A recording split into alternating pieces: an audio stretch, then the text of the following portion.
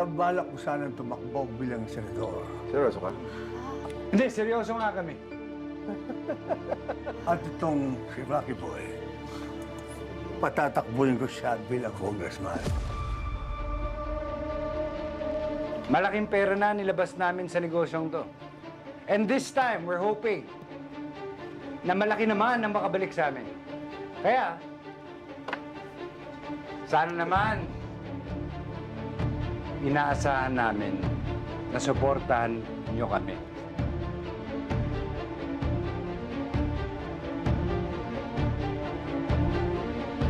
Why am I not surprised, Rocky Boy? Ang luma ko talagang pwesto, yun ang puntirya mo. Why not, Mayor? Kaya ko naman yung ginagawa mo bilang kongresista eh. Yung mga pasayaw-sayaw, pakanta-kanta. For sure, mamahalin ako ng mga tao yan.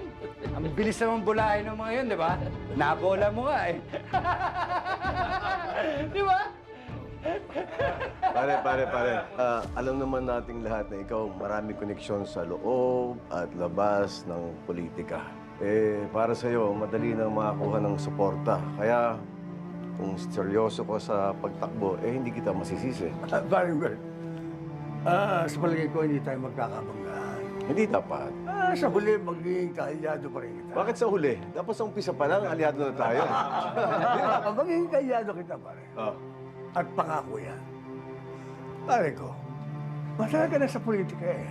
Ngayon? Alam mo na yung in and out dyan. Siyempre, kabisado na natin yan. Sa palagay ko, mas mataas na pwesto ang babagay Ano sa'yo. pang tataas na pwesto? Babalik tayong mayor ulit. Ano? Kailangan sa'yo maging presidente. Yun.